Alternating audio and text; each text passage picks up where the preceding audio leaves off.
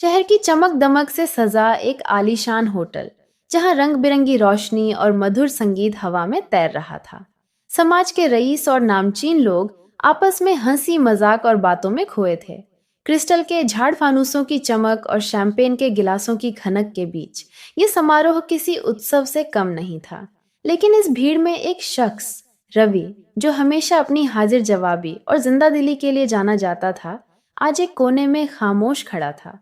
उसकी आंखें उदास थीं, चेहरा थका हुआ और कंधे झुके हुए। वह किसी गहरे समुद्र में डूबा सा लग रहा था, जहां कोई लहर उसे किनारे तक नहीं ला सकती थी। रवि की पत्नी नंदिनी उसे दूर से देख रही थी। उसने धीरे से उसके पास जाकर पूछा, रवि, तुम ठीक तो हो ना? उसकी आवाज में प्यार और चिंता का मिश्रण था। रवि ने मुस्कुराने की कोशिश की, लेकिन उसकी आंखों की बेचैनी छुप नहीं सकी। हाँ, बस थोड़ा थक गया हूं, उसने जवाब दिया, लेकिन उसका स्वर कांप रहा था। तभी रवि की माँ मालती वहां पहुंची। उनके चेहरे पर एक बनावटी मुस्कान थी, लेकिन उनकी आंखों में ठंडक साफ दिख रही थी। रवि, अगर तुम्हें अच्छा नहीं लग रहा तो घर चले जाओ।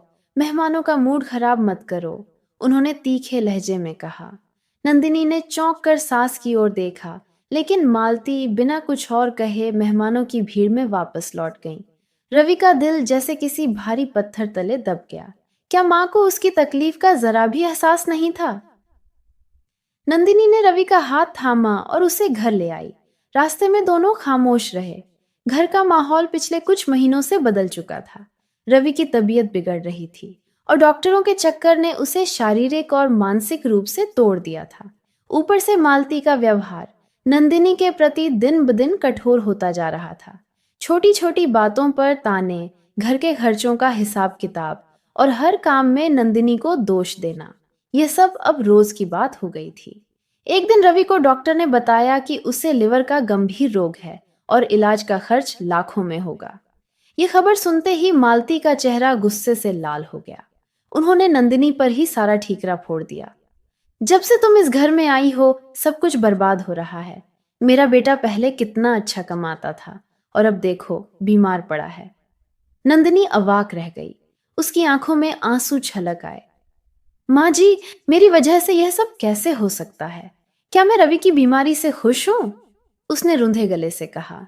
लेकिन मालती का गुस्सा और बढ़ गया। रोने की नौटंकी मत करो, तुम्हें घर संभालना भी नहीं आता। अब सारे काम तुम्हें करने होंगे। बिजली का बिल, राशन, सब कुछ तुम देखो। मालती का छोटा बेटा अजय, जो हाल ही में एक नौकरी पर लगा था, माँ का पूरा साथ देता था। वह कभी कोई जिम्मेदारी नहीं उठाता था और मालती उस पर कोई सवाल भी नहीं करती थी।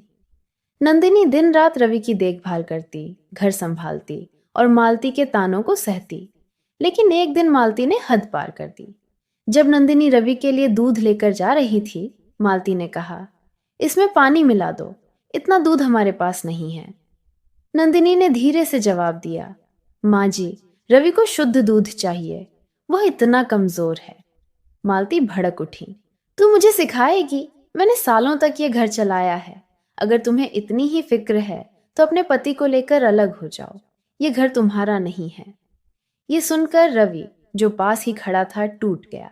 उसने कांपती आवाज में कहा, माँ, ये मेरा घर नहीं है। ठीक है, हम चले जाएंगे, लेकिन एक दिन आपको हमारी याद आएगी। नंदिनी ने आंसुओं को रोकते हुए अपना और रवि का सामान समेटा। जाने से पहले उसने मालती से अपने मायके से मिले गहनों के बारे में पूछा। मालती ने ठंडे लहजे में जवाब दिया, वो गहने, वो तो मैंने बेच दिए। तुम्हारे पति का इलाज उसी से चल रहा था। अब कुछ नहीं बचा। जाओ, अपनी गृहस्थी अपने दम पर चलाओ। नंदिनी और रवि का दिल टूट चुका था। मालती के इस व्यवहार ने उनके विश्वास को चकनाचूर कर दिया। दोनों ने एक छोटा सा किराए का कमरा लिया। टूटी फूटी दीवारों और सीलन भरे माहौल में उन्होंने नई शुरुआत की। नंदिनी ने अपने मायके से कुछ मदद मांगी और एक वकील से संपर्क किया। उसने अपनी शादी के दस्तावेज और मायके से मिले गहनों की सूची दी। साथ ही मालती के व्यवहार और मानसिक उत्पीड़न का जिक्र किया। कुछ ही हफ्तों में कोर्ट में केस दर्ज हो गया। मालती और अजय को जैसे आसमान से बिजली गिरी। कोर्ट ने नंदिनी के पक्ष में फैसला सुनाया। रवि को अपने पिता की संपत्ति में हिस्सा मिला और गहनों का मुआवजा भी तय हुआ। नंदिनी ने उस पैसे से रवि का इलाज फिर से शुरू करवाया। साथ ही उसने एक छोटी सी सिलाई की दुकान खोली, जहां वह अपने डिजाइन के कपड़े बेचने लगी। उसकी मेहनत और लगन ने जल्द ही रंग दिखाया। ऑनलाइन ऑर्डर आने लगे और धीरे धीरे दुकान चल निकली। रवि की सेहत में भी सुधार होने लगा। वह नंदिनी के साथ मिलकर काम करने लगा। दोनों ने मिलकर एक छोटा सा घर खरीदा। उनके जीवन में अब न पैसे की कमी थी, न प्यार की। उधर मालती की जिंदगी बिखरने लगी थी। उनकी सेहत खराब हो रही थी और अजय अपनी पत्नी और नई जिंदगी में व्यस्त था। एक दिन मालती ने अजय से डॉक्टर के पास ले जाने को कहा, लेकिन उसने झुंझलाकर जवाब दिया, मुझे फुर्सत नहीं है माँ। सरकारी अस्पताल में इलाज करवा लो या फिर वृद्धाश्रम चली जाओ। मालती स्तब्ध रह गईं। उनके अपने शब्द उनके सामने गूंज रहे थे। अजय की पत्नी ने भी ताना मारा, आप सारा दिन घर में पड़ी रहती हैं, वृद्धाश्रम में रहेंगी तो कम से कम आपकी देखभाल तो होगी। अगले दिन अजय मालती को वृद्धाश्रम छोड़ आया। वहां पहुंचकर मालती को अपनी गलतियां याद आईं। उन्होंने रवि और नंदिनी के साथ जो किया उसका पछतावा उनके मन को कुरेदने लगा।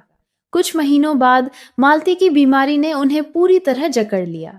वृद्धाश्रम में अकेले उन्होंने आखिरी सांस ली। उनके मन में सिर्फ एक ही बात थी, काश उन्होंने अपने बेटे और बहू के साथ प्यार और सम्मान से पेश आया होता। रिश्ते अनमोल हैं। अहंकार और स्वार्थ की आग में उन्हें जलाने से पहले उनकी कीमत समझ लें। समय का पहिया घूमता है और जो हम बोते हैं वही काटते हैं। प्यार और सम्मान से बने रिश्ते ही जिंदगी का असली सहारा होते हैं।